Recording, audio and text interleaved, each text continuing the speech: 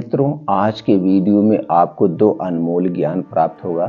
पहला ज्ञान है भगवान महात्मा बुद्ध के अनमोल विचार जानेंगे एक कहानी के माध्यम से। जो आज का भगवान महात्मा बुद्ध का उपदेश है, कल की चिंता। उसके बाद जानेंगे स्वास्थ्य से संबंधित बहुत ही महत्वपूर्ण जानकारी, जैसा आपने थंबनेल पे देखा है। तो चलिए मित्रों, पहले सुनते हैं भगवान महात्मा बुद्ध के उपदेश को। एक सेठ था, उसके पास बहुत संपत्ति थी। वह अपने कारोबार से बहुत ही संतुष्ट था। अचानक एक दिन उसने हिसाब लगाया तो पता चला कि वह संपत्ति उसके बच्चों तक के लिए ही काफी होगी, लेकिन बच्चों के बच्चों का क्या होगा? इस विचार के आते ही सेठ भारी चिंता में डूब गया। संयोग से उन्हीं दिनों महात्मा बुद्ध उस नगर में थे। सेठ उसके पास जा पहुंचा और बोला, महाराज, मुझे इतनी संपत्ति चाहिए कि मैं भोगूं, मेरे बच्चे भोगे, उनके बच्चे भोगे और फिर वह कभी खत्म ना हो। बच्चे के बच्चे यानी कि 7 पुश्त तक यह धन चलता रहे। बुद्ध ने कहा, ऐसा ही होगा, पर इसके लिए तुम्हें एक काम करना होगा। तुम्हारे घर के पास एक टूटी फूटी झोपड़ी में सास बहू रहती है।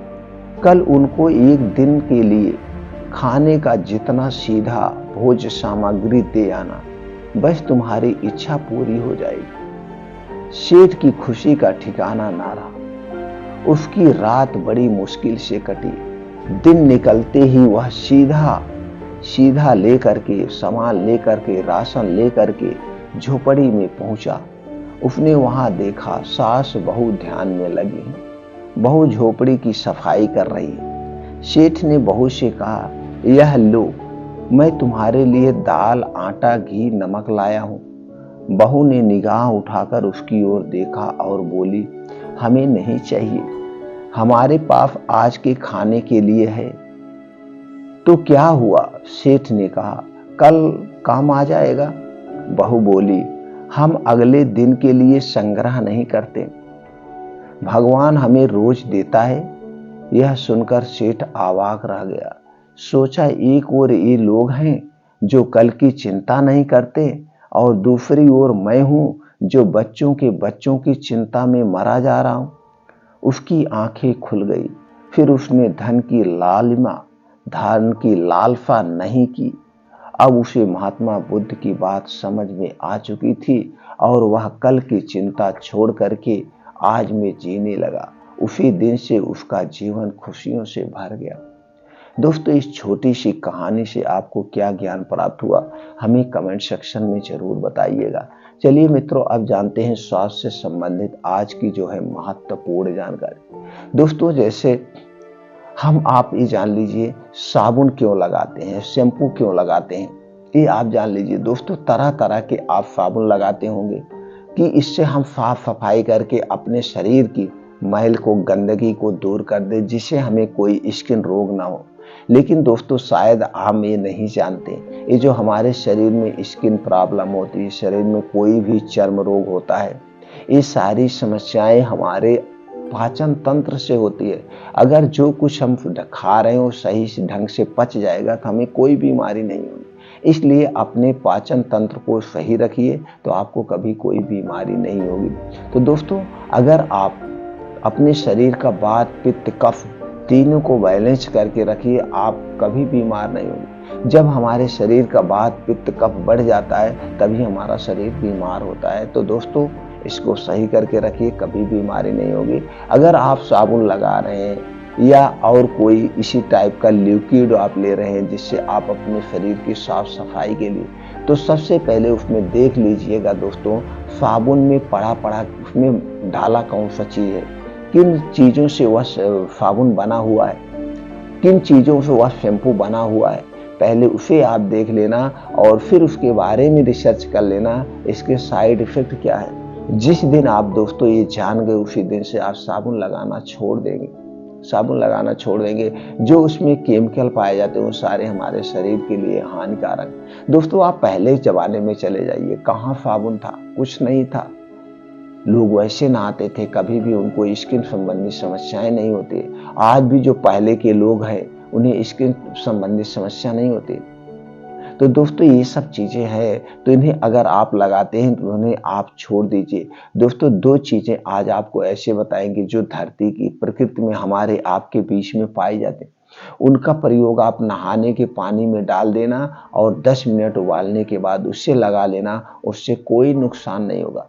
रोज नहीं नहा सकते हैं तो हफ्ते में 2 दिन नहा लेना, इससे आपके शरीर की स्किन संबंधी कोई समस्या भी नहीं होगी। अगर आपके शरीर में स्किन संबंधी कोई समस्या है, चर्म रोग से संबंधित कोई समस्या है, वो समस्या का निवारण हो जाएगा। और दोस्तों इसका कोई साइड इफेक्ट नहीं, इसका कोई साइड इफेक्ट नहीं है। तो दोस्तों 2 चीज़ें कौन सी हैं? दोस्तों सबसे पहली चीज़ है वो है नीम की पत्ती। सभी दोस्त जानते हैं नीम की पत्ती सर्व गुण संपन्न है। इसमें यह एक एंटीबायोटिक गुण से भरा हुआ, इसमें antibiotic, anti inflammatory, anti fungal, anti bacterial, anti viral ऐसे तमाम गुण तत्व इसमें पाए जाते हैं। तो आपको लेना है तुलसी की पत्ती, इसी के साथ लेना है नीम की पत्ती और तुलसी की पत्ती, दोनों पत्तियां सर्वगुण संपन्न है। तो आपको लेना है दोस्तों कितना, 15 से 20, यानी कि 15 से 20 आपको नीम की पत्ती लेना है, 15 से 20 आपको तुलसी की पत्ती लेना है और लेना है 2 लीटर पानी। 2 लीटर पानी में ये दोनों पत्ती डाल देना है। उसी में डाल देना है दोस्तों आपको 1 चम्मच हल्दी का पाउडर, 1 चम्मच हल्दी का पाउडर। ये तीनों चीज़ें 2 लीटर पानी में डाल के उबाल दीजिए, अच्छी तरह से उबाल दीजिए। जब आप उबालेंगे तो दोस्तों देखेंगे नीम और तुलसी की पत्ती जो आप उसमें डाले हैं वो मतलब चिपक जाएगी।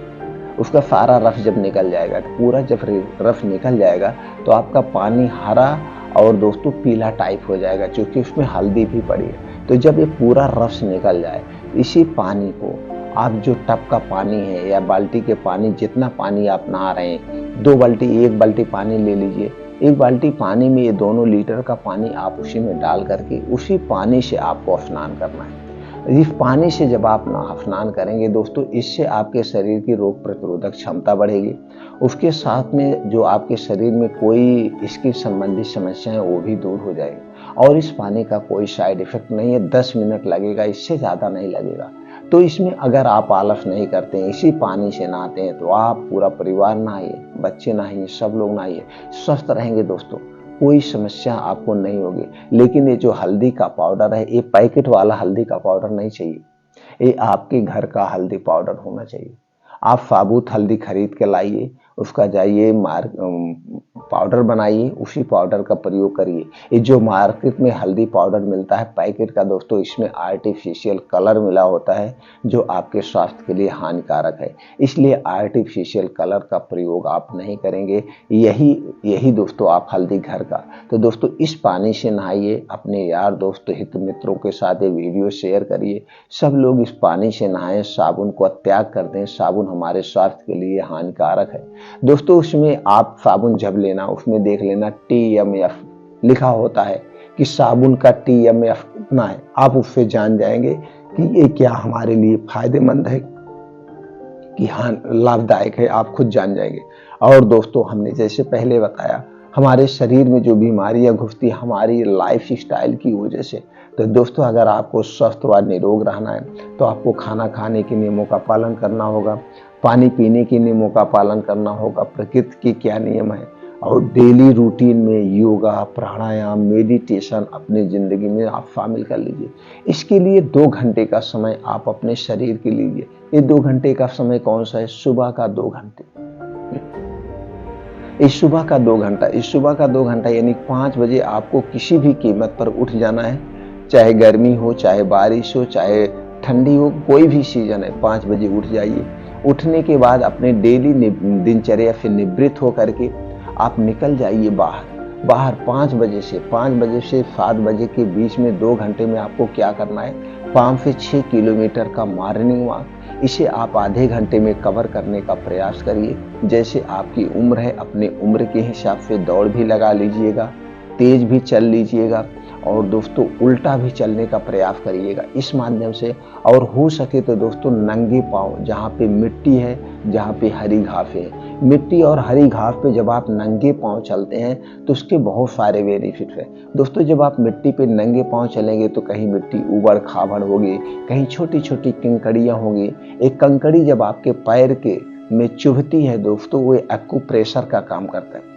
ऊपर से दोस्तों जो आसमान से ओस की बूंदें पड़ी हैं, वो जब ओस की बूंदें आपके पैर में लगती हैं तो दोस्तों उससे हमें आंखों से संबंधित कोई समस्या नहीं होती, हमारे आंखों की रोशनी तेज होती है। ये मॉर्निंग वॉक करने के बाद अब आप एक जगह बैठ जाइए। बैठने के बाद आपको दोस्तों 2 योगा जरूर करना है। पहला योगा है नाड़ी शोधन, जिसे हम अनुलोम विलोम कहते हैं। 20 से 25 मिनट डेली करना है। इसके बहुत सारे बेनिफिट है। जब दोस्तों 15 से 20 मिनट आप अनुलोम विलोम करते हैं तो दोस्तों आपके शरीर में कोने कोने तक ऑक्सीजन का संचार हो जाता है। आपके शरीर में कहीं भी छोटी मोटी गांठें बन रही होंगी, वो गांठें स्वतः ठीक हो जाती हैं। दूसरी तरफ दोस्तों आपको करना है 15 से 20 मिनट कपालभाति। 15 से 20 मिनट जब आप कपालभाति करते हैं, इसके बहुत बेनिफिट है। पाचन तंत्र से संबंधित कोई समस्या नहीं होगी। जैसे आपको प्रोस्टेट की कोई समस्या है, आपको दोस्तों कब्ज की कोई समस्या, ये सारी समस्याएं एक कपालभाति करने से ठीक हो जाता है। तो 15 से 20 मिनट आप कपालभाति करिए। उसके बाद दोस्तों आपके पास समय है, उसी में और कुछ शीर्षासन करिए, वज्रासन करिए, पुशअप करिए। जैसे आपकी शरीर की कार्य क्षमता है उसी हिसाब से कुछ और योगा करिए। और लास्ट में दोस्तों आपको वहीं पे ध्यान करना। 15 से 20 मिनट आप मेडिटेशन जरूर करेंगे। मेडिटेशन में आपके दोस्तों 2 माइंड होता है, सबके पास 2 माइंड। एक होता है कॉन्शियस माइंड, दूसरा है सब कॉन्शियस माइंड, चेतन मन और चेतन मन। तो आपको सब कॉन्शियस माइंड को पॉजिटिव थिंकिंग देना है। अपने आप को समझिए कि मैं एकदम स्वस्थ हूँ, मैं एकदम निरोग हूँ, मेरे शरीर में कोई रोग नहीं है, मैं 200 साल तक जिंदा रहूंगा, मेरे शरीर की हड्डियां बहुत मजबूत है, मेरे आंखों की रोशनी बहुत तेज है। मतलब अपने शरीर के बारे में आपको जानना है, अपने शरीर को पॉजिटिव थिंकिंग देना है। ऐसा अगर आप डेली कर रहे हैं दोस्तों, आपके शरीर में कोई विकार नहीं होगा। और एक बेनिफिट, जब आप खुले आसमान में योगा प्राणायाम करते हैं तो दोस्तों उस समय सूर्य निकल चुका होता है। सूर्य की किरण हमारे लिए अमृत के समान है। सूर्य की किरण में विटामिन डी और कैल्शियम प्रचुर मात्रा में पाया जाता है। कभी भी हमारे शरीर में विटामिन डी और कैल्शियम की कमी नहीं होगी। तो दोस्तों ये दिनचर्या अपनाइए, आप पूरी जिंदगी स्वस्थ व निरोग बने रहेंगे। दोस्तों उम्मीद करते हैं कि जानकारी आप अपने दोस्तों, यार, भाइयों, बहनों के साथ जरूर शेयर करेंगे। दोस्तों फिर मिलते हैं अगले वीडियो में नई जानकारी के साथ।